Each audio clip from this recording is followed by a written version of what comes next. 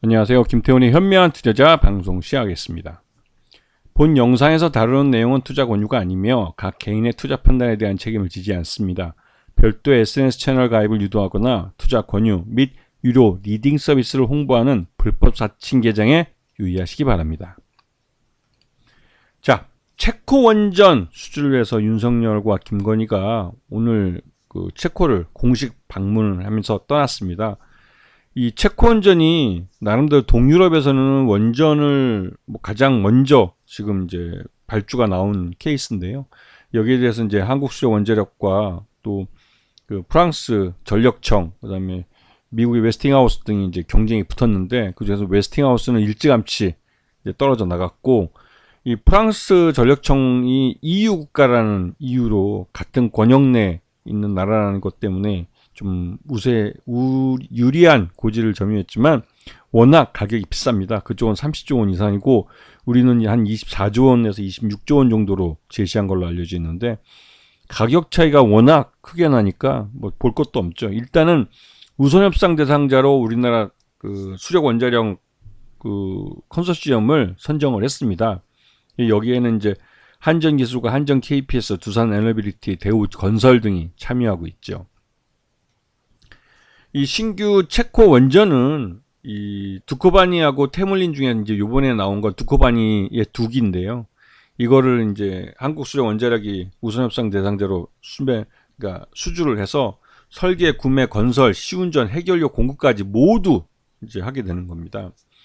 특히 이제 그 한전 기술 같은 경우는 설계 문제에 있어서 요번에 이제 웨스팅하우스하고 또 부딪히게 되는데요. 지난번에 UAE 때도 이 웨스팅하우스가 막판에 이제 이 아랍에미리 쪽에 이슈를 제기하면서 미국 쪽의 압력으로 어쩔 수 없이 우리가 매출액 중에 꽤 큰 부분을 이쪽 설비를 사주는 걸로 해서 웨스팅하우스에 발주를 줬죠.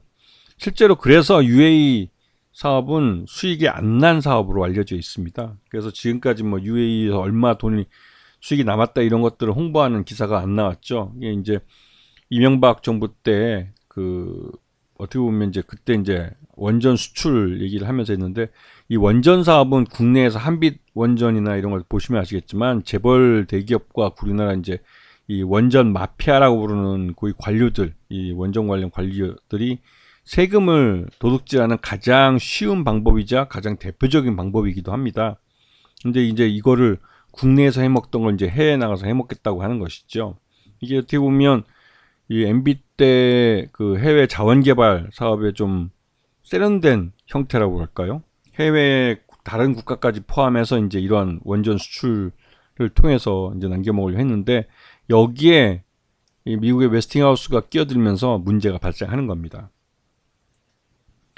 그래서 이제 체코 요게 이제 최종 계약은 내년 3월입니다. 내년 3월 2025년 3월에 본계약을 체결을 하고 그때부터 이제 공사가 시작돼서 이제 2036년에 이제 상업 운전을 시작하는 걸로 계획이 돼 있죠. 그래서 내년 3월까지 여러 가지 구체적인 계약들 내용에 대해서 상세하게 이제 가격들을 조정하게 되는 겁니다. 자, 여기에 대해서 이제 대통령실도 이 우선협상 대상자 선정에 대해서 윤석열 정부의 탈원전 정책 성공 사례로 이제 홍보를 하고 있죠.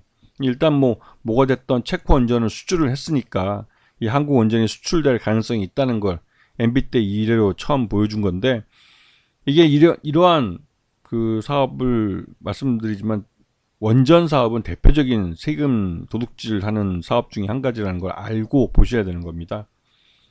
여기에 대해서 이제 체코 현지 언론에서 프랑스가 제시한 가격보다 훨씬 더 싼 가격에 그래서 체코가 남는 장사라는 식으로 많이 홍보를 했는데 여기에 대해서 이제 가격 덤핑에 대한 우려가 나오고 있고 이 원전에 대한 덤핑은 말 그대로 원전 사고와 연결될 수 있는 안전과 관련된 문제이기 때문에 그 체코 현지 언론들도 굉장히 주목해서 보고 있는 부분입니다. 여기에 대해서 이제 안덕근 산업통상자원부 장관이 우리 기업이 경쟁력이 있기 때문에 프랑스보다 훨씬 싼 가격에 원전을 수주해도 수익을 남길 수 있다는 식으로 말을 했지만 말이 쉬운 거지 그게 쉬운 말입니까? 이게 원전이 무슨 그 아이들 무슨 성냥개비로 만드는 이렇게 이 조립하는 거 뭐죠? 그게 블럭으로 만드는 거 이런 것도 아니고 이 원전이란 건 굉장히 안전에 대해서 고도의 기술이 필요한 부분이기도 하고 또 이게 하루만 뭐 운전하고 말 게 아니라 30년 내지는 4, 50년까지도 장기간 운전을 해도 사고가 나서는 안 되는 그런 겁니다.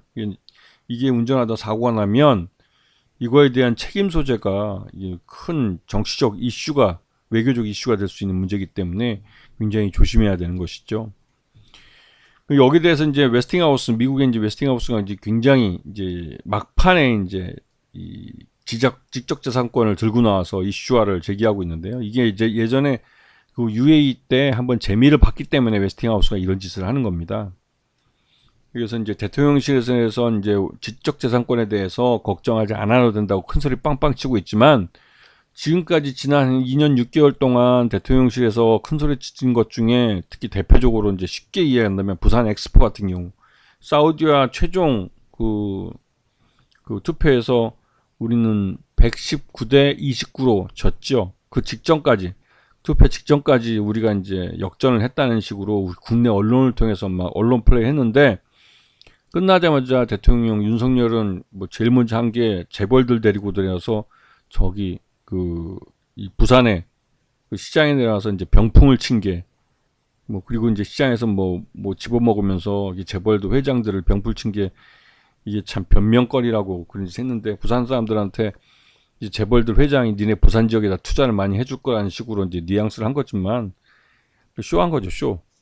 그때 이유를 한 가지를 보면 뭐 100가지를 안다고.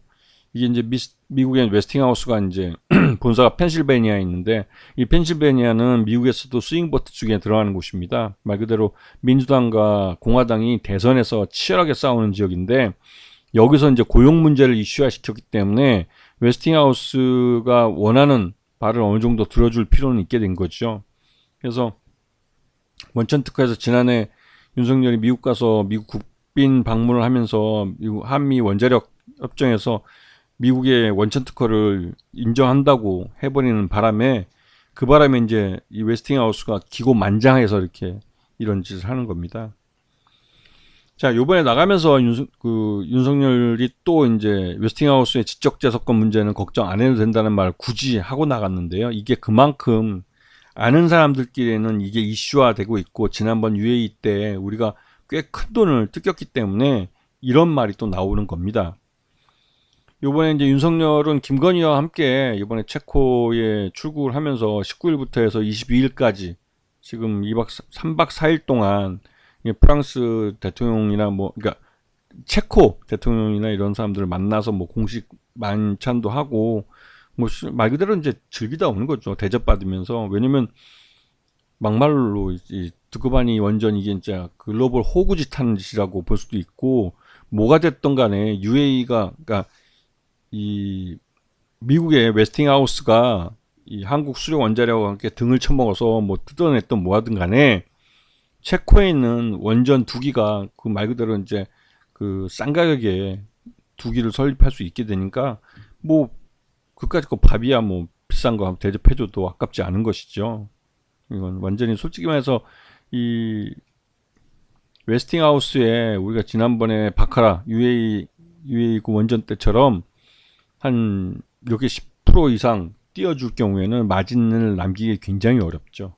이게 뭐 부실 공사를 하기 전에는 마진을 남기기 어렵고, 부실 공사를 했을 경우에는 그 원전에서 난 사고에 대해서 무한 책임을 지게 될 가능성이 크기 때문에 그때는 진짜 이게 큰 문제가 될 수 있는 것이죠.